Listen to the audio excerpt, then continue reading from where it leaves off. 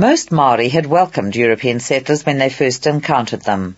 Because of tribal competitiveness, Rangatira saw Pākehā as a means of consolidating local power. They would be a potential source of muskets, trade goods and useful advice, intermediaries in negotiations with other Pākehā, and enlarge the mana of the sponsoring chief, kāinga and hapu. Many chiefs spoke with pride of their Pākehā. As John Owens has pointed out, the achievements of the pre-1840 era of Māori-Pākehā cooperation in economic development, race relations and social controls had been considerable. It is likely that Māori who signed the Treaty of Waitangi expected these conditions to continue, with emphasis on the small-scale community and the pressures of unwritten custom rather than the controls and legislation of a central government. Divisions based on race, class and sect would have had little meaning. The large-scale immigration beginning in the 1840s brought a shift in perspective, however. The Atiawa chief Te Wharapouri told William Wakefield, brother of Edward Gibbon, that he had participated in the sale of land to the New Zealand Company, expecting about 10 Pākehā to settle around Port Nicholson, one for each pā. When he saw the more than 1,000 settlers who stepped off the company's first fleet of immigrant ships, he had panicked.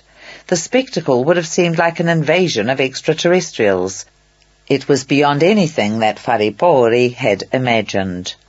Previous European settlement had taken place on Maori terms, with Maori in control of the process. Slowly, in the 1840s, Maori close to European coastal settlements began to realize the extent to which their identity and customs might be swallowed up by this mighty tide of strangers. Maori oratory of those years began to employ proverbs about the power of salt water to contaminate fresh water. A nice metaphor this, because Pākehā flesh was reputed to taste more salty than Maori, and the propensity of the kahawai for devouring the mullet. It was from this time, too, that Maori began to display an increasing vulnerability to European-introduced diseases, such as influenza and measles. As each new boatload of immigrants arrived, there was the possibility that they carried with them pathogens from the most recent strains of diseases prevalent in Britain or Europe. As Ian Poole notes, Maori were still only building up their basic immune stocks. From every modern perspective, their living conditions were appalling, overcrowded, damp, unhygienic dwellings, and limited access to food resources if their land had been alienated through purchases. This should have been a period of calm and partnership in which Maori would be protected by the Crown from the loss of all their resources, from social evils, and from exploitation. Instead, it resulted in a more rapid decline in Maori numbers than had occurred prior to the treaty. Maori almost failed to survive the next half-century. Further, there was considerable dissatisfaction among Maori over the ways in which major land dealings were being conducted by some of the agents of colonization, such as the Wakefield brothers. The first New Zealand Company land purchases in Wellington were carried out through the whaler Dickie Barrett, whose pidgin Maori may not have been up to the task. Maori land was, of course, owned communally. On some occasions, only one faction of the owners, whose claims might have been doubtful, were dealt with. Others, less malleable, were bypassed. Sometimes the quantities of goods passed over in exchange were subsequently found to be inadequate. In the case of government agents, promises to set aside native reserves, even schools or hospitals in some areas, were not kept. The most fertile seed for conflict in all this was mutual misunderstanding over what constituted land ownership. For European buyers, it was a signed deed. For Maori, it was a variety of factors, including inherited rights, rights obtained by conquest, and rights of occupation and use. Maori sometimes refused to recognize the validity of sales to Europeans, which had been conducted with other Maori who were not authorized to act on behalf of the hapu or tribe as a whole, which were the result of trickery, or which had not resulted in subsequent occupation and settlement. Almost all the mistakes that could have been made were made by the New Zealand Company land purchasing agents in Wellington, Nelson and Wanganui. The Land Claims Commissioner appointed to investigate these purchases, William Spain, ruled that the company had to pay compensation to the Maori owners who had been inadequately remunerated at the time the land was sold.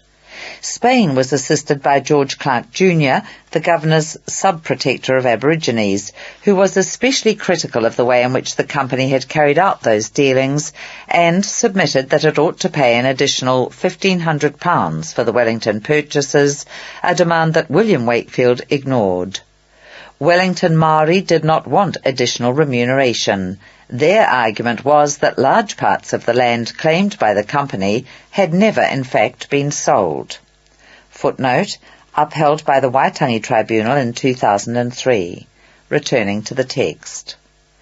It was a fraudulent land deal which lay behind the first armed clash between Maori and Pakeha after the signing of the Treaty of Waitangi, and the only one ever to take place in the South Island.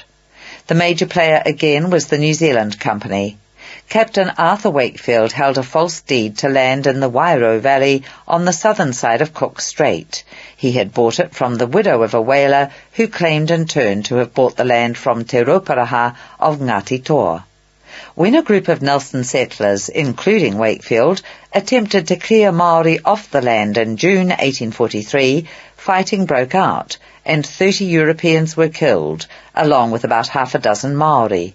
The dead included Arthur Wakefield, who was executed by the Ngati Toa chief Te Rangihaiata in return for the death of his wife, Te Rongo, who was also Te Rauparaha's daughter. The governor, Robert Fitzroy, who had succeeded Hobson after the latter died of a stroke in September 1842, held that the greater blame for the massacre, as the Nelson settlers called it, lay with the settlers themselves, because the land in question belonged to Ngati Toa.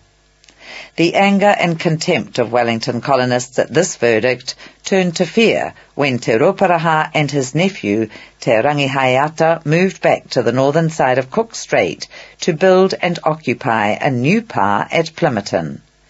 Over the next 3 years, these chiefs and their supporters were drawn into land disputes in the adjacent Hutt Valley. Te Rangihaiata took the view that the sale of the Hutt Valley by Te Atiawa to the New Zealand Company was invalid because Atiawa had settled the district under the mana of their allies Ngati Toa, and Ngati Toa had not been consulted about the sale nor paid anything from the proceeds. There were other complications too. Ngati Rangatahi from Whanganui and Ngati Tama had also been given cultivation rights there by Ngati Toa in recompense for their contributions to earlier wars, but they also had been paid nothing to vacate the district. Te Rangihaiata encouraged these tribes to resist Pakeha incursions into the Hutt Valley, even after he had been paid his long-delayed compensation for the sale. There were armed clashes at Taita and Bullcott's Farm in 1846, supported by Rangihaiata's forces. Ngati Toa built a new pa at Poatahanui on the Porirua estuary, and the new governor, Captain George Grey, soon to be knighted, moved troops into the area and built a naval fort at the mouth of the harbour. He arrested Te Rauparaha at Taupo Pa at Plimmerton, and then moved troops in to attack Rangihaiata's position. Before they arrived, Rangihaiata had moved his forces up the Horokiri Valley, and there, at what is now called Battle Hill, in August 1846, they stopped the advance of the government troops, with casualties on both sides. Rangihaiata was eventually allowed to retreat to the Horowhenua district, where he was left unmolested and died during the measles epidemic 9 years later. Te Rauparaha, meanwhile, had been held by Grey without charge for 10 months, and then returned to his people at Otaki, where it became apparent that, because of his arrest, his mana and therefore his influence had waned. Like Te Rangihaiata, he began to attend church services, but declined to convert to Christianity. He died in 1849 and was buried first near the Anglican church, Rangiatea, and then on Kapiti Island, his old stronghold. While tension had been mounting in Wellington in 1844, more serious and extensive conflict had broken out in the far north. Hone Heke of Ngāpuhi, the first chief to sign the Treaty of Waitangi, had become disenchanted with the effects of European colonization. He lamented the shift of the capital from Kororareka to Auckland, which had reduced the importance of the Bay of Islands, removed many of its former economic benefits, and, in conjunction with the introduction of customs duties and shipping levies, contributed to a depression. Heke was further incensed by a government ban on the felling of kauri trees and by the hanging of Maketu, son of the Ngāpuhi chief Ruhi, for the murder of a European family. To Heke, it seemed that the rangatiratanga promised to the chiefs in the treaty had been usurped, and he decided to strike at British authority. On the 8th of July 1844, Te Haratua, Heke's second-in-command, cut down the flagstaff at Kororareka. This had originally been a gift to the district from Heke for the purpose of flying a Maori flag. Instead, it had been used by British forces to fly the Union Jack. Worried about the implications of this gesture, Governor Fitzroy requested additional troops from New South Wales, but took no other immediate action. On the 10th of January the following year, Heke cut down the replacement flagpole, and another on the 19th of January. Fitzroy then offered a reward for Heke's capture and established a military presence in Kororareka. Meanwhile, Heke gained the support of his fellow treaty signatory, Kawiti of Ngati Hine, and together they attacked Kororareka on the 10th of March 1845. After one day's fighting, 600 Maori against 250 armed defenders, the Maori forces withdrew, leaving 20 Europeans dead and having lost somewhat more of their own fighters. In their wake, a powder magazine exploded and set fire to much of the town. Maori and Pākehā joined in subsequent looting. 2 wars were waged in the months that followed, sometimes separately and sometimes simultaneously. Tamati Wakanene and most Hokianga Ngāpuhi chiefs attacked Heke and his allies in a revival of earlier tribal conflict. Then these kupapa, or friendly Maori, meaning friendly to the Crown, joined the imperial forces for joint action on Heke's and Kawiti's defended positions. The end came 10 months later when Lieutenant Colonel Henry Despard's troops breached Kawiti's pa at Ruapekapeka on a Sunday after it had been deserted by the defenders. James Belich, in his major revisionist analysis of the New Zealand wars, argues that, in every sense that mattered, Heke and Kawiti won the Northern War. They were never defeated in any of its set-piece battles against imperial troops at Pukitutu, Ohaiawai, and Ruapekapeka, although Hokianga Ngāpuhi succeeded in taking Heke's pa at Te Ahuahu. Few of their men were killed, about 60 to the imperial force's 300. And Maori had succeeded in tying up the British forces in exactly the way they had sought to. By building new pa in isolated locations, the Maori were able to channel military operations into economically unimportant areas. A British force attacking a new pa could not simultaneously attack Maori base areas. When Grey succeeded Fitzroy as governor, Heke sent him a similar message to those he had addressed to his predecessor. God made this country for us. It cannot be sliced. Do you return to your own country, which was made by God for you. God made this land for us. It is not for any stranger or foreign nation to meddle with this sacred country. Grey regarded this as provocative rather than conciliatory and pressed on with plans to attack Ruapekapeka, though Heke, by then seriously injured, took no part in that battle. Afterwards, Kawiti and Heke each made their peace with Grey, and Grey declined to seek retribution or confiscation, an implied recognition, perhaps, that neither chief had been defeated and that imperial forces would have found it difficult to maintain hostilities. 2 years later, Heke and Grey met at the Waimati North Mission House, and Heke handed over his greenstone meri to the governor. Not so much as a mark of respect and an emblem of peace, Frida Kafaru has written, but as a token of acceptance of Grey's right to be in New Zealand and of Heke's expectation that the Queen's representative would honour the treaty. Symbolically, in Heke's eyes, by accepting the gift, Grey was also accepting the responsibility of trusteeship. 2 years later, Heke was dead from tuberculosis, and Kawiti, who was older, survived him by only 4 years. He too left a message about his expectations for the future of his country and the role of the Treaty of Waitangi as a mediating influence between Maori and Pakeha. Wait, he told his people, until the sandfly nips the pages of the book, the treaty. Then you will rise and oppose. His descendants took this as an injunction to act when the promises of the treaty were not kept. The Northern War had several important consequences. It was followed by 13 years of peace nationally, apart from some small-scale tribal skirmishes. Imperial troops developed a far higher regard for Maori skills in warfare than they had held previously. In particular, admiration was expressed for the ingenuity of the fortifications at Ohiawai and Ruapekapeka.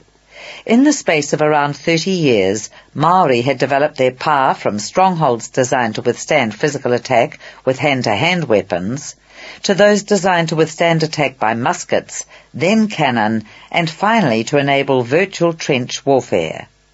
Major Mould of the Royal Engineers made detailed reports on the Maori rifle pits and trenches.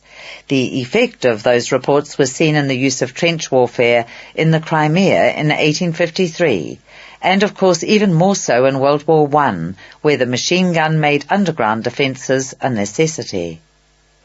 The decade that followed the Northern War was, on the surface, one of peaceful interaction between Maori and Europeans. The modes of interaction, of course, differed in different parts of the country. Some Maori, such as Tuhoi in the Urewera and Ngati Maniapoto in what was soon to be called the King Country, saw virtually no Europeans apart from itinerant missionaries and traders. There is evidence, though, that these tribes and others were beginning to be affected by a high rate of viral and bacterial diseases, and that this factor, along with decreasing rates of fertility, was contributing to a further fall in the national Maori population. The Waikato and Hauraki tribes, at first under missionary direction, were expanding crop production and supplying virtually the whole of Auckland's flour and vegetable requirements.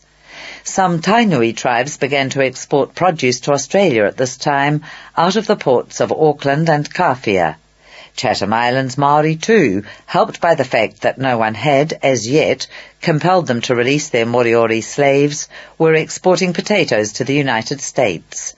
One vessel alone in 1850 bought 225 tons of potatoes for California, paid for in calico and printed fabrics.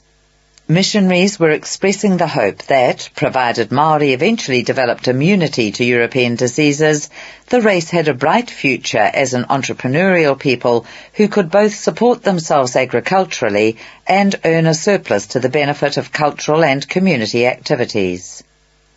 Some hapu were selling land willingly to government agents, especially in Taranaki and Hawke's Bay, to cater for the still climbing numbers of European immigrants. Others by the 1850s were declining to do so, and going so far as to form land leagues actively opposed to further sales. The latter were experiencing and voicing many of the misgivings about Maori survival first expressed in the 1840s. By 1860, the European population in New Zealand surpassed that of Maori for the first time, and it seemed to some leaders that the very survival of Maori people and their culture might be under threat. These feelings, combined with crises associated with land sales, would make the 1860s the most volatile decade in the young nation's history.